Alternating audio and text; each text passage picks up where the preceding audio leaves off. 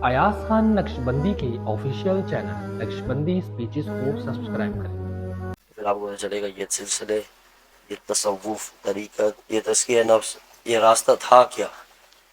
असल रास्ता ही यही है। दीन के तमाम शोबों की ज़रूरत ये रास्ता है। अगर जिहाद में तज़किया ना हो वो जिहाद फसाद बन जाएगा, तबलीग में तज़किया ना हो उसमें बिगाड़ आ जाएगा, मदारिस में तज़किया ना हो वो इल्म नाफ़े नहीं बनेगा। अपने बुजुर्गों की तारीफ, तो इसलिए किसी अल्लाह वाले से ताल्लुक़ कायम करें तो ऐसा शेख जुस के साथ आपको राब्ते में आसानी हो, मिलने में आसानी हो, अपने हालात सुनाने में, वो है असल जो तरबियत करे, जिस तक पहुँचने में आपको दुश्वारी ना हो। आप बड़े बड़े बुजुर्ग हजरात हैं, वहाँ राब्ता और पहुँच बहुत दूर की बात है, तो बरकत के लिए आप बैत होगे तो वो बरकत वाली खिलाएगी, लेकिन इस्लाह वाली बैत नहीं खिलाएगी। इस्लाह वाली बैत वो है कि जो आप कभी ऐसा हो सकता है कि आप बोलें बहुत बड़े स्पेशल डॉक्टर है, बस उनसे मैं मिलकर आ गया हूँ, मुलाकात कर ली, बहुत बड़ा नाम था, बड़े सर्जन थे, उनके साथ सोबत में बैठ कर आ गया हूँ, अब मैं सही हो गया, बोले नहीं।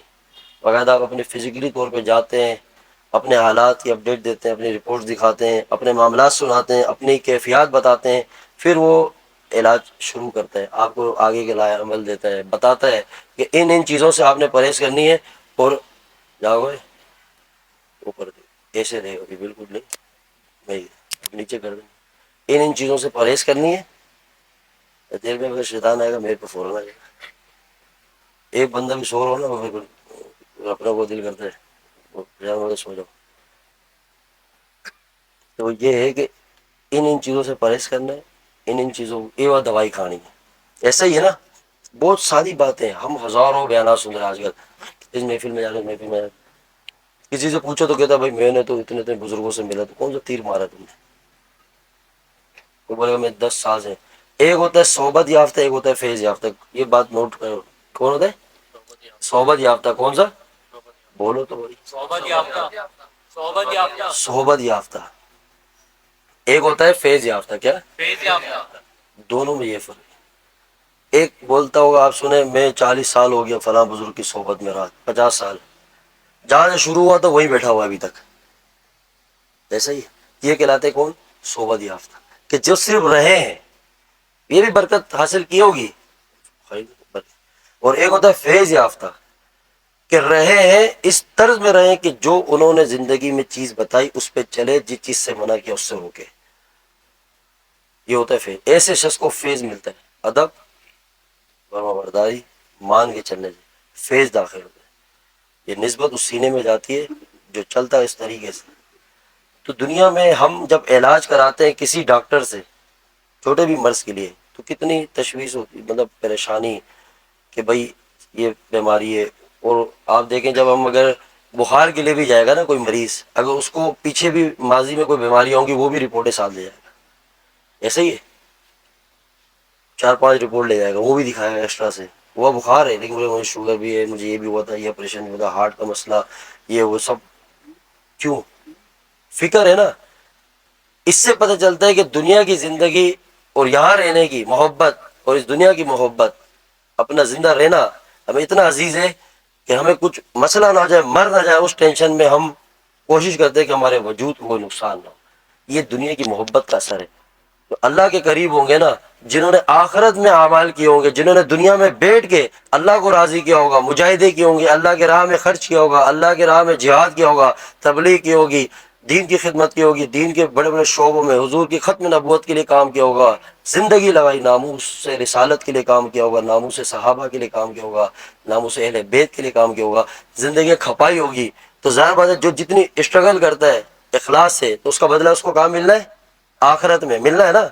यहाँ से जाने के बाद ये जितना भी क्रेडिट है, ये जितना बैंक बैलेंस कहाँ पे जा रहा है, मरने के बाद दुनिया में उसकी बरकत देगा।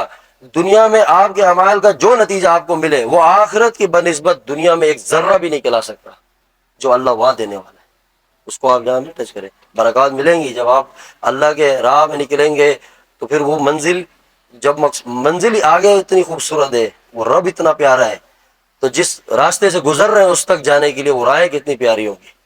तो दुनिया से लज्जत का सिलसिला शुरू हो जाता है। बाज एले नजर फरमाते हैं कि दुनिया में ही जन्नत की खुशबू आने लग जाती है। ये खत्म नबूवत का काम कितना बड़ा है। 7 ستمبر پاکستان کی تاریخ کا سب سے خوبصورت ترین دن ہے کہ جس کے اندر قادیانیوں کو کافر قرار دیا گیا ہے آئین میں. کتنا بڑا دن ہے یہ، اس لیے کہ مسلمان کے دن کہ نبی علیہ الصلوۃ والسلام کی خدمت. لیکن اس کے پیچھے قربانیاں کتنی ہیں، محنتیں کتنی ہیں کہ جن نے قربانیاں دی، جانیں دی، شہادت ہوئی، جو جنہیں شہید کیا گیا، ہزاروں لاکھوں مسلمان شہید ہوئے. آج وہ کہاں ہیں؟ کامیاب ہوئے نا، دنیا میں تو نہیں ہے. آج ان کی محنت، ان کا بنایا ہوا جو باغ، اس کا پھل ہم کھا رہے ہیں کہ ہم آسانی سے اس طرح کے جو اسلام کے دشمن ہیں، حضور صلی اللہ علیہ وسلم کی ختم نبوت کے دشمن ہیں، ہم آسانی سے ان کے گربان تک ہاتھ اسی لیے ڈال سکتے ہیں اور ان کے خلاف آواز اٹھا سکتے ہیں کہ پیچھے بڑوں نے قربانیاں دی. ایک گلشن ہوتا ہے جو اپنے آپ کو قربان کرتا ہے، پھر بہاریں آتی ہے دنیا میں. تو دنیا کا سب سے بدترین کافر مرزا قادیانی، جو مرتد کافر ہے، جس کے کافر ہونے میں کسی کو شک نہیں ہے کہ وہ شخص جس کی اپنی حالت صحیح نہیں ہے، وہ اس بات کا دعویٰ کرے وہ بھی تاجدار مدینہ، جو ساری کائنات کے سردار سرکار، جن کے غلاموں کے غلاموں کی خاک کے برابر بھی پوری کائنات نہیں ہو سکتی ہے. اس ذات کی نبوت کے بعد کوئی اس طرح آئے اور بات کرے تو اس پہ مسلمانوں کا ایمان اور اس کے جذبات انتہا پہ دکھے. یہی اصل ایمان ہے. آج پورے معاشرے میں دیکھیں نا، ایک ہی درس دیا جا رہا ہے. آپ عوام سے لے کے خواص تک دیکھیں کہ صبر سے چلیں، حکمت سے چلیں، مصلحت سے چلیں. حالات ساتھ نہیں دے رہے. کیا افغانستان میں جہاد ہوا تو حالات نے ساتھ دیا تھا؟ خود بتائیں. جب جہاد کی ابتدا ہوئی اس وقت بھی پوری دنیا خلاف تھی، نہیں تھی مجاہدین کے، کہ 55 ممالک ایک ساتھ آئے. یہاں کے جتنے بھی بڑے بڑے بزرگ، درویش، قطب، حضرت صاحب، شیخ صاحب، صوفی صاحب، ملنگ، فقیر، قلندر، سب پہنچ گئے. سمجھایا یہ اپنے ایمان کے حساب سے گئے نا، اپنی سوچ، اپنے علم، اپنی حکمت کے تحت وہاں پہنچے. وہاں بھی بیٹھے تھے اللہ سے تعلق والے فقیر لوگ، جنہیں دنیا کی اسکرینوں نے اس وقت نہیں دیکھا تھا. پتہ ہی نہیں کون لوگ ہو کر آئے. 1 برس، 2 برس، 3 برس، 10 سال، 20 سال انہوں نے کوئی دنیا کے ظاہری اسباب کے بغیر، کوئی دنیا کی جدید ٹیکنالوجی نہیں ان کے پاس، کچھ نہیں، روکھی روٹیاں کھا رہے ہیں، سوکھی روٹیاں کھا رہے ہیں، پیروں میں چپلیں نہیں ہیں. اور ان کے سامنے دشمن پوری قوت کے ساتھ ساری جدید ٹیکنالوجی، سیٹلائٹ پاور، زمین کے نیچے بھی بتا سکتے ہیں کیا ہو رہا ہے. وہ اپنے جنہیں اپنے آپ پہ گھمنڈ تھا، اپنی ایٹمی طاقت ہونے پہ گھمنڈ تھا، جن کو دنیا کہتی تھی ان کے آگے کوئی ٹک نہیں سکتا، ان کلندروں نے، فقیروں نے پوری دنیا میں ان کو ذلیل کر کے رکھ دیا. رکھا نہیں رکھا؟ یہ ہے اسلام کا اصل رنگ جو ہماری نگاہوں سے ہٹا دیا گیا، جہاں مسلمان کو جانے ہی نہیں دیا جاتا. یہی طرز ہے جو 1400 سال پہلے صحابہ نے اپنایا تھا، وہی طرز جب تک مسلمان نہیں اپنائے گا دنیا میں کامیاب ہو ہی نہیں سکتا ہے. چاہے آپ کے علم میں جتنے بھی ماہر ہو جائیں، علم کی مہارت نہیں چلتی. اللہ کو کسی کے علم، کسی کے تقوی، کسی کی عبادت، کسی کی شہرت، نام کی ضرورت نہیں. وہ بے نیاز ہے، وہ بادشاہ ہے، وہ جذبات دیکھنا چاہتا ہے. اب ہمیں لوگ کہتے ہیں نا کہ جذباتی ہے، یہ وہ نہیں. ابو بکر صدیق سے بڑا کوئی ہوگا علم کا پہاڑ، حکمت، مصلحت، بصیرت رکھنے والا شخص صدیق اکبر رضی، پوری دنیا مسلمانوں کے اول جانشین ہے. اسلام کے تمام نبیوں کے بعد سب سے افضل مقام کن گئے؟ یا آقا علیہ السلام پردہ کر کے دنیا سے تشریف لے گئے، یا دیکھا تو صدیق اکبر رضی اللہ تعالیٰ عنہ کہ آپ نے خطبہ دیا. جب آپ کو خلافت دی گئی اس کے بعد آپ نے وہ تمام لشکر جو جہاد کے لیے حضور صلی اللہ علیہ وسلم تیار کیے تھے، کہا نکال دو، روانہ کرو. پھر منکرین زکوٰۃ کھڑے ہوئے، ختم نبوت کے خلاف کھڑے ہوئے. کیا نام تھا اس کا؟ ایسے سے حضرت عمر رضی اللہ تعالیٰ عنہ کیا کہا، ابھی بالکل فتنے اٹھ رہے ہیں، آپ تھوڑا سا نرم ہاتھ رکھیں. نہیں، یہ درس دی اللہ ان کی مثال دے رہا ہے قرآن میں. پھر فاروق اعظم رضی اللہ تعالیٰ کے آپ جذبات دیکھیں. نبی علیہ السلام کی ذات کے معاملے میں تو صحابہ کسی درجے پہ بھی نہ کمپرومائز کرتے تھے. حکمت، مصلحت تو دور کی بات ہے. باپ سامنے آ جائے اس کے چہرے پہ تھپڑ مار دیا، پوری دنیا کو اور اللہ کسی بزرگوں کے ایمان کی طرف اشارہ نہیں کر رہا کہ بھائی ہمارے بزرگ ہیں، نہیں، سب سے بڑی چیز ہے. لیکن آپ ہمارے اکابر کو تو دیکھیں، وہ بھی ایسے انہی کے غلام ملیں گے آپ. لیکن آج ہماری حالت دیکھیں کہ اتنی جذبات کی انتہا ہوتی تھی. آپ کو ان کی کرامتیں زیادہ نہیں ملیں گی کہ صحابہ کی اتنی کرامتیں تھی، اتنے واقعات نہیں. پوری دنیا کے جتنے ولی کتب غوثوں کی کرامت جمع کر لو، سب کو حضور صلی اللہ علیہ وسلم کے صحابی کے ایک لمحے کے عمل کے برابر بھی نہیں ہو سکتی. تو اسی لیے ہم اس بات کو سمجھیں، ہمیں آج بھی اللہ اسی طرز میں کامیاب کرے گا جس طرز کو اللہ قرآن میں بیان کر رہے ہیں. اس انداز میں جب تک نہیں آئیں گے، ورنہ اپنے آپ کو خوش فہمیوں کا شکار کر رہے ہیں، خود سے تسلیاں دے رہے ہیں. ہر کسی کے لیے اپنا ادارہ محفوظ، اپنی مسجد محفوظ، اپنی خانقاہ محفوظ، اپنے سسٹم بچ جائیں، اپنا گھر بچ جائے، اپنا جو تھوڑا چھوٹا چھوٹا ہم نے سسٹم بنایا وہ یہ بچ جائے. یہ جن کے نام پہ چلا رہے ہیں، جن ہستیوں کی نسبت سے ان کی عزت محفوظ نہیں اس دنیا میں، تو ان سب کا کیا فائدہ؟ تبھی اتنے لاکھوں آپ دیکھیں علماء دنیا میں، لیکن نتیجہ نظر آ رہا ہے کہیں؟ انقلاب. ہر سال بے حیائی کی جو شرح بڑھتی جا رہی ہے، گناہ بڑھتے جا رہے ہیں، زنا کے اڈے بڑھ رہے ہیں، گستاخوں کی تعداد بڑھ رہی ہے. ختم نبوت پہ ڈاکے ڈالنے والے مختلف انداز سے آپ دیکھیں، سوشل میڈیا کا دور ہے، آپ کو سامنے نظر آئے گا. صحابہ کے گستاخیاں کرنے والے بڑھتے جا رہے ہیں. اور یہاں ہم کہتے ہیں کہ ہم دیکھیں ماشاءاللہ ایک اسٹیٹس لگاتے ہیں سال کے آخر میں، ماشاءاللہ اتنے علماء فارغ ہوئے مدرسے سے، اور یہاں دبنگ محنت دشمن کر رہے ہیں، ہم بیٹھے ہوئے. جب ہمیں اوپر سے یہ مائنڈ سیٹ کیا جائے گا ہمارا کہ صبر، حکمت، مصلحت، وہ کب تک؟ وہ زندگی تو ختم ہو رہی ہے، 50-60 سال بعد کوئی بھی دنیا میں نہیں بچے گا. نہ ہم نے اس ٹیکنالوجی سے متاثر ہونا ہے، نہ اس جدید تعلیمی نظام سے متاثر ہونا ہے. ہم اس چیز سے متاثر ہوں گے جو 1400 سال پہلے رسول اللہ صلی اللہ علیہ وسلم نے جو تعلیم، جو رنگ، جو تربیت امت کو سکھائی ہے. اس کے علاوہ امت کسی چیز پہ کامیاب نہیں ہو سکتی، یاد رکھنا، کبھی بھی نہیں ہو سکتی. یہ ایک بڑی ہمیں ذہنی طور پہ مفلوج کر دیا گیا ہے. ہم پہ ایک محنت کی ہے اس پچھلے 15-10 سال میں، جس میں عام عوام وہ تو متاثر ہے. یہ جو ایک وائرس ہے نا، یہ اسکول کالج میں تو گھسا ہوا ایک ٹائم ہو گیا. اب ہمارے اسپیشل جو مجمع ہے، خاص دینی لوگ، ان میں بھی داخل ہوتے جا رہے ہیں. اب وہ کہتے ہیں ہم بھی دور کے حساب سے ان کے مقابلے میں چلیں گے، کچھ رزلٹ نہیں آنا. اور یہی دور ہے جس میں چند فقیروں نے پڑوس کے ممالک میں کر کے دکھایا کہ اگر آج بھی کوئی عمر بن خطاب رضی اللہ تعالیٰ کا غلام کھڑا ہو اور اس طرز پر آئے، تو اللہ پوری دنیا میں ان کو عزت بھی دے گا اور ان کی معیشت کو اوپر لے کے چلائے گا. وہی فقیری، وہی انداز چاہیے.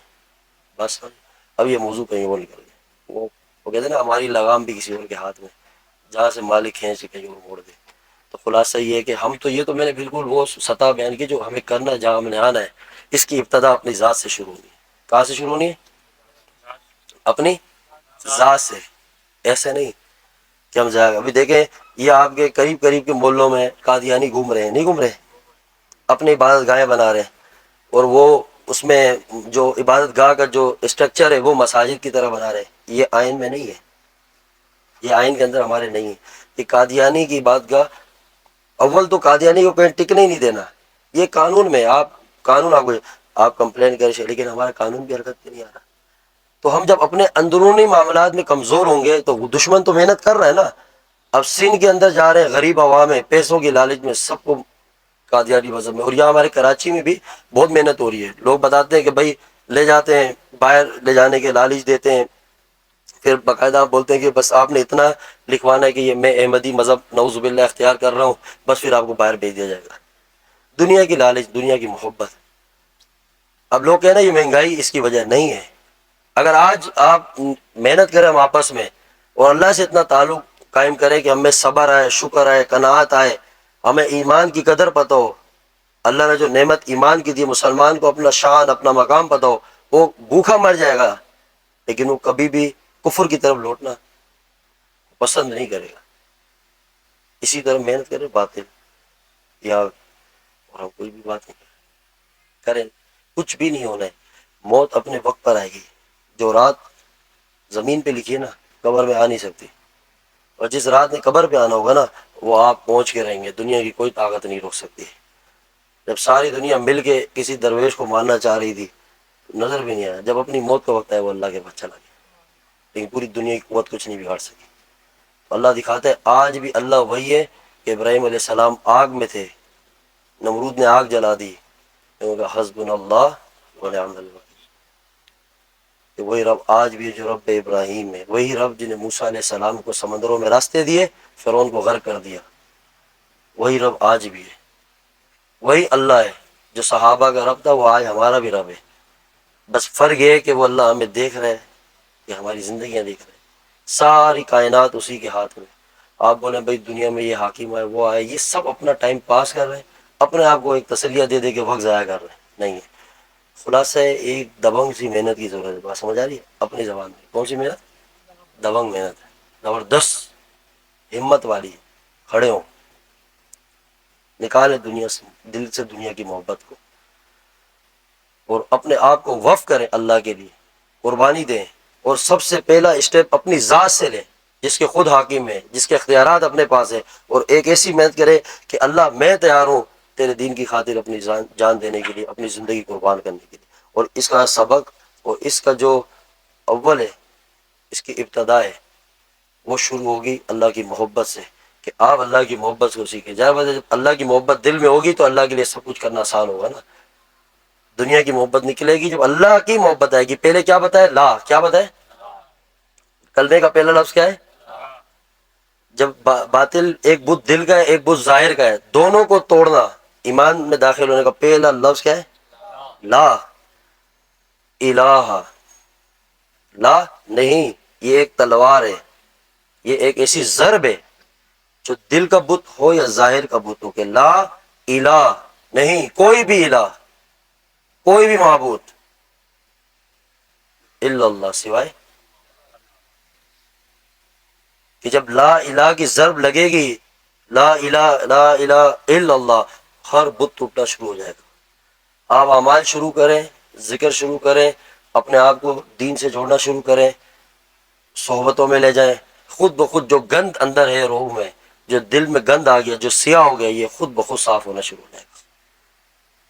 اب انتظار نہ کرے کہ گند صاف ہو پھر میں آؤں، بعد میں پہلے تھوڑا درست ہو جائے، وقت آ جائے، پھر اپنے آپ کو نہیں، وقت کا انتظار نہ کرے، آپ اعمال شروع کریں۔ اعمال کی طاقت ایسی ہے، اور ایک صحبت اور ایک عمل، اس لیے شیخ ہے کہ اس کے مشورے سے جو اعمال دے اس کو کرے، صحبت میں آتے رہے، انشاءاللہ اس کا نتیجہ یہ نکلے گا، ایک وقت آئے گا آپ کے دل سے ہمارے سے دنیا کی محبت نکل جائے گی، پھر دنیا کو ضرورت کے اوپر رکھ کے زندگی گزاریں گے، اور مقصد صرف اللہ کی ذات کو راضی کرنے میں سمجھیں گے، اور دین کے اوپر محنت کریں گے اور دل سے کریں گے۔ کیونکہ دنیا کے جال بچھے ہوئے ہیں، فتنے بچھے ہوئے ہیں، آپ جہاں دیکھیں اپنی طرف ہر چیز اٹریکٹ کر رہی ہے، ہر کوئی آج اپنی طرف کھینچ رہا نہیں کھینچ رہا، ہر کوئی اپنا سودا لے کے بیٹھا ہوا ہے۔ فرنٹ اسکرین دیکھیں، ہر طرف آپ کو خراب ملے گی۔ ایک مسلمان مسجد کے لیے بھی جائے تو 100 فتنے رستوں میں ٹکرا جاتے ہیں۔ پھر اندازہ لگائیں کہ وبا زبردست پھیلی ہو، ایک کرونا وائرس آیا تھا نا چند سال پہلے، بلکہ 1 سال پہلے کی بات، یہ ایک ہی وائرس تھا، ایک ہی بیماری تھی، لیکن احتیاطی کتنی تدابیر اختیار کی، مسجد ہی بند کر دی، حرم پاک بند کر دیے، دونوں حرم پاک بند کر دی، ہر وہ دینی عبادت گاہیں بند ہو گئی، میرے خیال مدارس بھی بند تھے، سارا سسٹم بند، دنیا کا دین سب بند۔ ایک بیماری آئی، جس بیماری سے اگر کوئی بندہ نماز پڑھ رہا ہو، اللہ کو یاد کر رہا ہو، ذکر عبادت کر رہا ہو، وہ اس بیماری سے مر جاتا تو جنت میں جاتا۔ کہیں لکھا ہے کہ جو کورونا سے مرتا جنت میں جاتا، کہیں یہ بات تھی نہیں تھی، مر جاتا تو اس کا وقت تھا، چلا جاتا جنت میں۔ لیکن صرف اس دنیا سے رشتہ ختم ہونا تھا، روح اور جسم کا، اتنی ٹینشن کہ وہ احتیاطی تدابیر اختیار کر لی، عبادت کرنی چھوڑ دی، بھائی نے بھائی سے ملنا چھوڑ دیا، گھر میں ایک کے اوپر بیماری آئی پورا گھر نے بائیکاٹ کر دیا، ایسا تھا نہیں تھا۔ یہ ہمیں خود دکھا رہا ہے نا اللہ، اور ایک بہت بڑی اجتماعی سطح پہ یہ بات آئی نا، اور دیکھا اپنی آنکھوں سے کہ ایک معمولی بیماری نے ہمیں اتنا خوف زیادہ کر دیا، اور اس کی احتیاطی تدابیر اس انداز سے اختیار کی کہ ایسا لگا کہ جان کے ساتھ اعمال اور ایمان کا جانے کا خطرہ ہو گیا، حالانکہ ایسا تھا نہیں، صرف جان جاتی۔ ایک بتا رہا ہوں، یا اگر ایسی کوئی بیماری تھی بھی تو ایک جان جاتی نا، لیکن جو یہ بیماریاں پھیلی ہوئی ہیں جو ایمان کے خطرے کے لیے، کہ ہمارا ایمان بالکل خطرے پہ، اعمال خطرے پہ، اور صحبتوں سے، تعلق سے، جن جگہوں سے نہ وہ جگہ چھوڑیں، نہ وہ صحبت چھوڑیں، نہ وہ تعلق چھوڑیں، نہ وہ اسباب اختیار کریں، نہ وہ احتیاطی تدابیر، کچھ بھی نہیں، تو اس سے اندازہ لگائیں جب اعمال ایمان کی قدر اس درجے پہ آئے، اور مرنے کا خوف اتنا ہے کہ مرنے کا خوف صرف تب آتا ہے جب بندے کے دل کے اندر حب دنیا کی محبت گھر چل جائے نا، تب بندے کے دل میں مرنے کا خوف آتا ہے کہ دنیا کی اتنی محبت ہو کہ اس کے چھن جانے کا اتنا خوف ہو. اور اللہ نے سب سے بڑی جو نعمت اس کائنات میں رکھی ایمان کی, جو اعمال کی, اور اس کا کوئی خوف نہیں, اس کی کوئی فکر نہیں, تو پھر ہم اپنے ہاتھ سے نتیجہ دیکھ رہے ہیں نا. پھر ہم کسی پہ کیوں شکوہ کریں, کسی کو کیوں کوسے کہ فلاں یہ کر رہا ہے. جو اپنے پیر پہ کلاڑی مار رہے ہیں, جو خود اپنے پیروں کو باندھ دیا ہے, اس کا کون ذمہ وار ہے بولے؟ آپ اللہ کو ناراض کر رہے ہیں, کوئی آپ کو وزیر اعظم نے بولا اللہ کو ناراض کرو؟ جواب دو, کس کو بولا ہے؟ آپ کو حکمران نے کہا کہ آپ اللہ کو ناراض کرو؟ نہیں نا, وہ تو آپ کر رہے ہو, تو اس کا کیا قصور ہے؟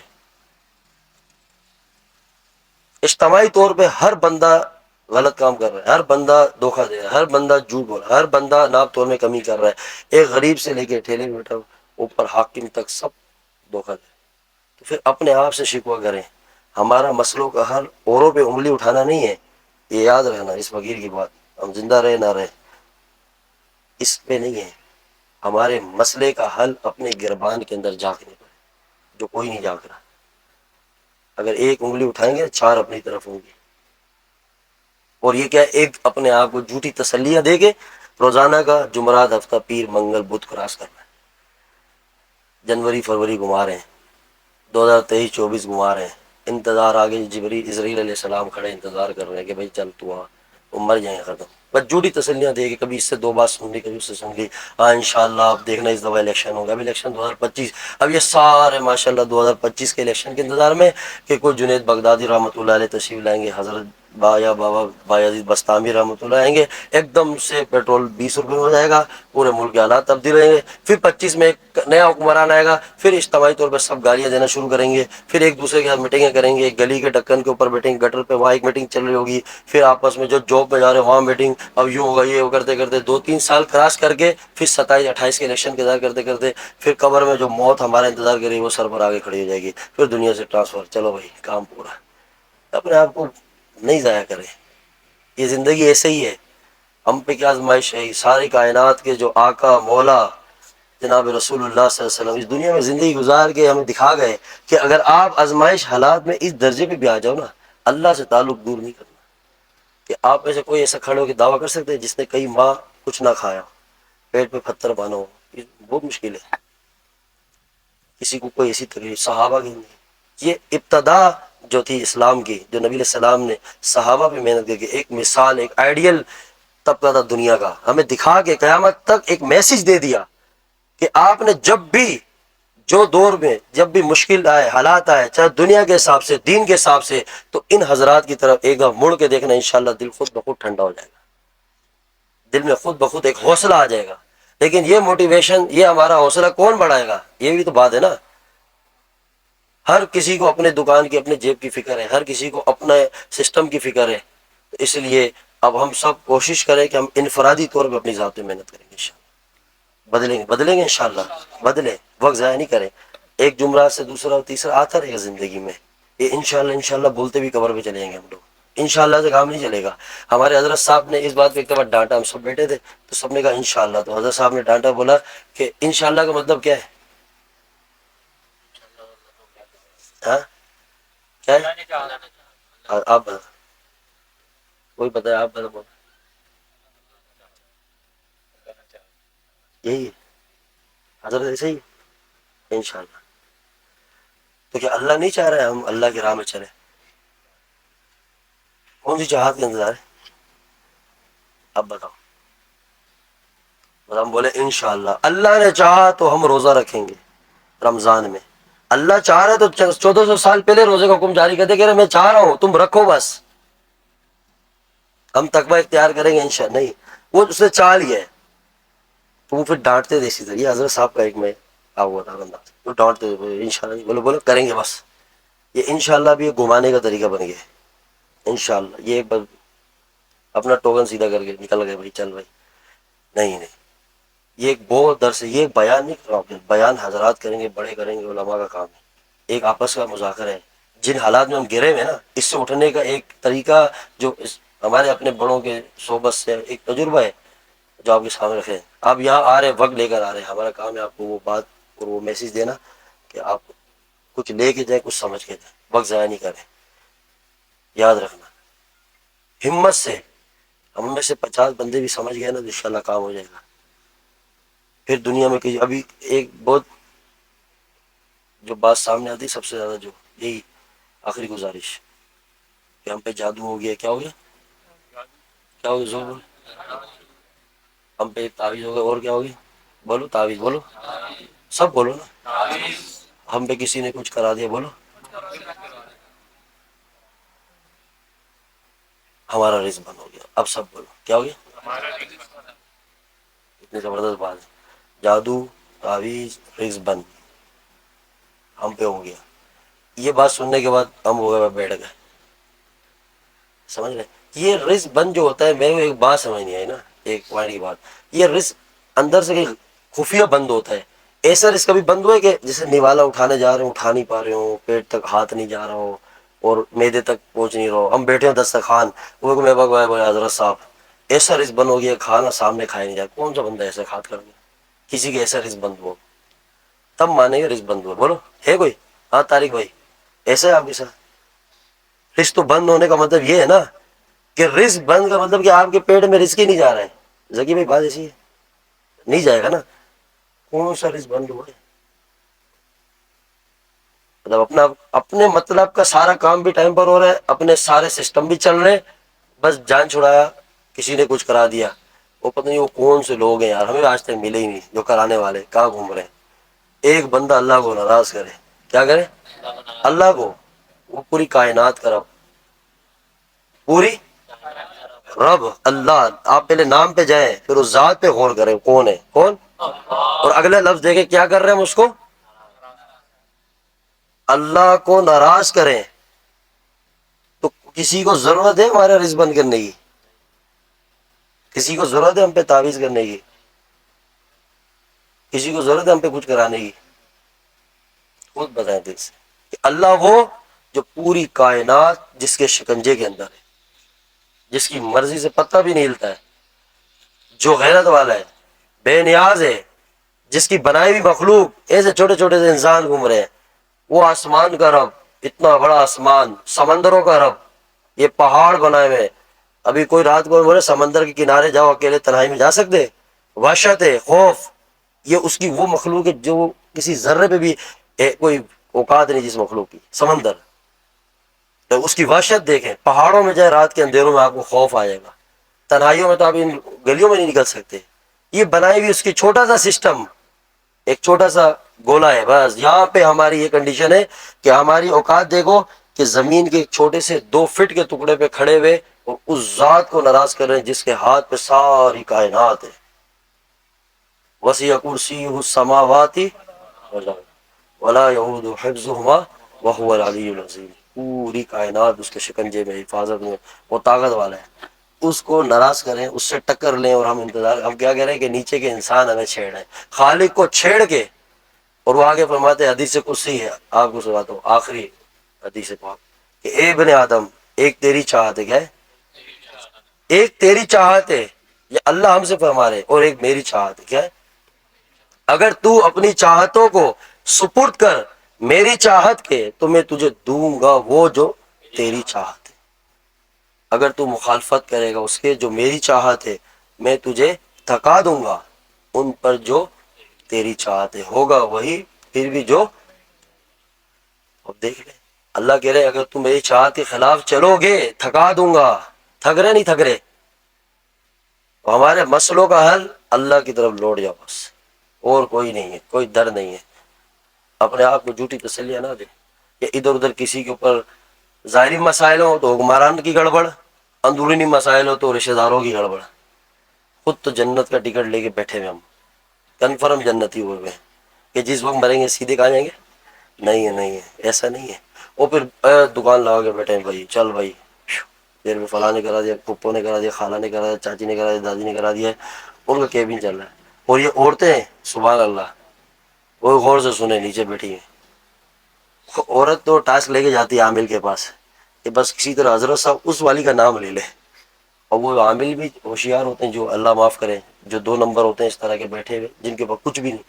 اب وہ پوری بات عورت سے سنیں گے اور سن کے اسی کی بات سے پکڑیں گے کہ کون سی عظیم ہستی ہے جس کے اس کے دل میں اتنی عقیدت ہے. اس کا نام نکالیں گے، بولیں گے ہاں آپ کے اوپر آپ کی پھوپھو نے، ارے دیکھا میں تو کہہ رہی تھی پہلے سے. حضرت صاحب آگے سے ڈائریکٹ بولیں گے 50,000 1 لاکھ. وہ کہے گی میں زیور بھیج دوں گی، اس کا بیڑا غرق کر دو بس. یہ حالات ہیں، سمجھ رہے. ویسے کسی کو 10 روپے نہیں دیں گے، ٹھیلے والے سے 2 روپے کے لیے لڑ جائیں گے، جھگڑا ہو جائے گا، خونم خون ہو جائے گا. لیکن کسی کا بیڑا غرق کرنا ہو، سونے کی چین اتار کے دے دیں گے. اتنا حسد درجے پہ چلا جاتا ہے. جب ہم دین پہ نہ چلیں گے، اللہ والوں کی صحبت پہ نہ بیٹھیں گے اچھے ماحول، تو پھر یہ ضد، یہ حسد ہے، حسد کی بیماری ہے، یہ بغض ہے، یہ نفرتیں ہیں. اور پھر بیٹھے ہوئے لوگ اس طرح کے جو آپ کے اعمال کو بھی چھین رہے ہیں، ایمان کو بھی چھین رہے ہیں. جادو کرانے والا بھی نقصان میں جاتا ہے، کرنے والا کافر ہوتا ہے، یاد رکھنا. سمجھ رہے. اور ہمیں بھی پتہ ہے، جب اصلی گھی کی خوشبو ہی نہیں پتہ ہوگی تو ہر 2 نمبر گھی جو بیچ رہے ہیں مارکیٹ پہ آپ خرید لو گے. تو اصلی کی پہچان ہونی چاہیے نا. پہچان تو تب ہوگی جب آپ کسی پہچان کرانے والے کے پاس آؤ گے، ورنہ ہر کسی کا سودا خریدو گے. ایک آخری مثال دیتا ہوں آپ کو. آپ لوگ کی طلب اچھی ہے، اس لیے اللہ دل میں بات ڈال ہے. رستے میں کوئی دوا پڑی ہو، اس پہ لکھا ہو کہ یہ دوا پیٹ کی بیماری کے لیے، اس پہ لکھا ہو کہ آپ کو دے دے، آپ کھاؤ گے؟ کوئی بھی کھاتے؟ کوئی بھی ٹیبلٹ کسی بھی چیز کی اس پہ لکھا ہو باقاعدہ بیماری، کوئی کھائے گا؟ کبھی کھائے گا؟ کس طرح کھائے گا؟ کیا کرے گا؟ بولو. ڈاکٹر کے پاس جائے گا نا بھائی، ڈاکٹر سے پوچھے گا کہ بھائی میں ڈاکٹر کے مشورے کے بغیر نہیں کھایا. اتنا فکر ہے نا اپنے. تو پھر ہر کسی ایرے گہرے کے پاس کیسے چلے آتے ہیں دین کے معاملات میں، اور خود سے کیسے کر سکتے ہیں؟ تو کوئی ڈاکٹر ضروری ہے نا. علماء کے بغیر دین سمجھ ہی نہیں آ سکتا، آ ہی نہیں سکتا. نہ ہم سمجھ سکتے ہیں، نہ ہمارے اس کے نہ بخاری شریف سمجھ آئے گی، نہ قرآن کی تفسیر سمجھ آئے گی. کوئی خود سے اٹھا کے بخاری شریف پڑھنا شروع کرے، تفسیر پڑھنا شروع کرے، وہ کہیں اور نکل جائے گا. وہ انجینئر مرزا کا بھائی بن جائے گا دوسرا. یہ ایک امت کا سب سے بڑا فتنہ. نام نہیں لے رہے تھے، پیچھے دفعہ پکا وضو کیا تھا لیکن پھر ٹوٹ گیا. نہیں کرنا ہے. اور اس کے لوگ کیا کہتے ہیں نیچے کمنٹس میں کہ اس کو اس کی بات کی دلیل دو. کیا دو؟ اس کو مطلب اس کی دلائل دیا بغیر جو حدیث لا رہے آپ بھی اس کو مقابلے حدیث لائے. ہم تو اس کو حدیث کے عالم بھی نہیں سمجھتے، جاہلوں سے بدتر سمجھتے ہیں. اس سے کوئی اس پہ بحث کرے گا؟ یہ تو عام سا بندہ ہے. میں تو عالم نہیں ہوں، میں اپنے بزرگوں علماء کی جوتیوں کے برابر بھی نہیں سمجھتا. تو اس کو ہم تو اسی لیے اس طرح بات کرتے ہیں. یہ علم رکھتا ہی نہیں، اس سے علمی بحث کون کر سکتا ہے؟ اس کو علم کا عین نہیں پتا، ٹکے کا نہیں پتا. بھائی اسکرین کے اندر 15 لوگوں سامنے بیٹھ کے دنیا کو بیوقوف بنا رہا ہے، کسی بڑے عالم کے سامنے بیٹھا کبھی نہیں آئے گا. تو پھر اس طرح کے لوگ، مختلف لوگ بخاری شریف پڑھ کے امت میں فتنہ بن جاتے ہیں. اب عالم کو پتہ ہے، اس نے ایک استاد سے پڑھا ہے، اس کو قرآن کی تفسیر، آیات کا پس منظر، جس وقت کی نزول ہے اس وقت کے حالات، پھر وہ اپنے بڑوں سے ایک ایک چیز سمجھتے ہوئے آ رہے ہیں. پھر حدیث کے کیا معاملات ہیں اندرونی، اس کی بڑی ڈیپ ہے، بڑی کنڈیشنز ہیں. ایسے ہی ہر کوئی اٹھا کے کتاب پڑھ رہا ہے بخاری، اس کی شکل دیکھو، اس کو وضو کے فرض نہیں سمجھ آتے، وہ آگے آپ کو بخاری شریف کی دلائل دے گا. 2 کوٹ بخاری 3.2، یہ کوئی طریقہ. اور ہم بھی ماشاءاللہ یہ جتنے متاثر ہوتے ہیں، یہ سب سے نچلے درجے کے جاہل ہیں، آخری درجے کے. کہ جب وہ 2-3 پوائنٹ بتاتے نا حدیث کا نام لے کے، ہم کہتے سبحان اللہ. اللہ کے بندو، آپ کے اگل بغل میں دیکھو سبحان اللہ علم کے پہاڑ بیٹھے، پہاڑ. قدر کرو. یاد رکھنا ایسے ایسے بیٹھے ہیں کہ ان کی کسی کنارے پہ کیا ذرے پہ بھی یہ بندہ نہیں آتا ہے. ایسے ایسے لوگ اس وقت محدث بیٹھے ہیں، علماء ہیں، فقیہ ہیں، جن کو اللہ نے نوازا ہے، لیکن ہم ان سے دور ہیں.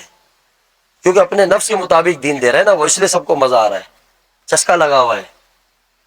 اور ایک باطل کی جو محنت ہوئی پچھلے 20 سال کے اندر کہ علماء سے بزدل کیا جائے عوام کو، وہی طبقہ جو خاموش بیٹھ گیا تھا افغانستان میں مجاہدین کی فتح کے بعد کہ بھئی یہ کیسے طالبان مجاہدین آگے آ گئے، آج وہ طبقہ، اب وہ اس طرح کا بندہ آ رہا ہے، وہ دوبارہ علماء پہ تنقید کر رہے ہیں. ان کو موقع مل گیا نا.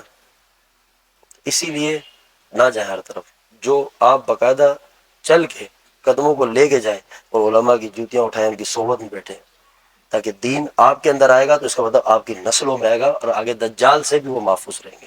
ایسے فتنے آئیں گے. پھر ان سب کا جو گوڈ فادر ہے، جو بڑا باپ ہے، جو ان کا خدا ہے، وہ اصل دجال ہے. کہ اس کے چیلے جو اس دور میں آ کے امت کو گمراہ کر رہے ہیں، جس میں مرزا قادیانی آیا، گور شاہی آیا، اب یہ آیا، اس طرح کے بہت سارے آتے رہیں گے. اس لیے احتیاط کریں گے انشاءاللہ. ہاں، اصل وہ لوگ ہیں جو آپ کو خالی ڈائریکشن نہیں، آپ کو وقت کے فتنوں سے بھی آگاہ کریں. یاد رکھنا، ڈر خوف کسی کا بھی نہیں ہونا چاہیے دل میں. میں بات کی نا کہ جو راز ہے ختم. اسی خوف کی وجہ سے تو یہ حال ہو رہا امت کا، آستہ آستہ. یا آپ کو کوئی بولے نبی السلام کے ذات کی گستاخ ہوئی ہے، سب مسلمان کہتے اچھا بس چیخ پڑے، آنکھوں سے آنسو آئے، دل پھٹ جائے، تنہائیوں میں رو رہا ہو، ہر وقت اللہ سے معافی مانگ رہا ہو، یہ کیفیت ہونی چاہیے مسلمان کی، نہیں ہے۔ تو حضور کی گستاخی پہ ہمارے کوئی چہرے پہ شکن نہیں آتا، تو صحابہ کی گستاخی پہ کیسے آئے گا، جن کی نسبت سے ہم صحابہ کو مانتے ہیں، یا ہمارا اعمال ہمارا ایمان اس درجے پہ آ گئے، تو ہم اپنے آپ کو بیدار کریں۔ انشاءاللہ ہمارا کام ہے صدا لگانا، آواز دینا، سمجھانا، اللہ انشاءاللہ جس کے دل پہ بات اتار دے انشاءاللہ۔ سودا نہیں خریدوں گے، سودے کو سمجھنے والے آ جائیں گے، وہ سودا لے جائیں گے انشاءاللہ۔ اللہ خود کہتا ہے، اللہ کہ جب تم ناقدری کرو گے نا، نعمت میں چھین لیتا ہوں، یاد رکھنا کسی اور کو دے دوں گا، وہ نعمت اللہ تعالیٰ کی ذات بڑی ہے، غیرت والی ہے، اس لیے قدر کرو اور آؤ اپنے آپ کو بدلو، ٹھیک ہے؟ کوشش کریں گے انشاءاللہ۔ اس ساری باتوں کے بعد ہم سب اللہ سے توبہ کرتے ہیں کہ اے اللہ، ان میں جو جو کمزوری ہمیں اپنی ذات میں نظر آتی ہے، جو جس درجے پہ، اللہ ہم آج آپ سے معافی مانگتے ہیں، ٹھیک ہے؟ اب ہمیں سالوں ہو گئے ادھر بیٹھے ہوئے، کوئی ایک اللہ کا بندہ نہیں ہے جس نے کہا یار ہمارے امال کی کمزوری ہے، یہ نہیں، جس کو آؤ یاد دوں۔ ڈاکٹر کے پاس کوئی بھی جا کے یہ نہیں کہے گا ڈاکٹر صاحب میرے کے اندر اتنے یہ بلڈ کے اندر وائٹ سیل لے گئے، یہ ہو گیا، وہ مسئلہ کوئی نہیں، بلکہ مجھے آپ بتاؤ، ٹیسٹ کروائیں گے، ٹیسٹ سے رپورٹ آئے گی تب بتائیں گے، اور ہمارے پاس خود رپورٹ لے کر آ رہے ہوتے ہیں کہ مجھے جادو ہو گیا۔ بھائی کس نے بتایا؟ لگ رہا ہے، کیسے لگ رہا ہے؟ یہ علامات ہے، بے چینی ہو رہی ہے، نیند نہیں آ رہی۔ وہ اللہ کے بندو، جب اس کو ناراض کرو گے وہ خود کہتا ہے کہ میں تمہارے اندر ایسی بے چینی پیدا کر دوں گا، تمہارا سکون اللہ چھین لے گا۔ اللہ بذکر اللہ تطمئن القلوب، میری یاد کے اندر سکون، چھوڑ دی اس کی یاد، نہ بھاگو ادھر ادھر کسی کے پاس، ٹھیک ہے؟ کریں گے کوشش انشاءاللہ، سارے اجتماعی توبہ کرتے ہیں، اللہ سے معافی مانگتے ہیں کہ اللہ، اور کوشش کرے کہ ہر جمعرات کو وقت پر آئے نا، ٹائم پہ۔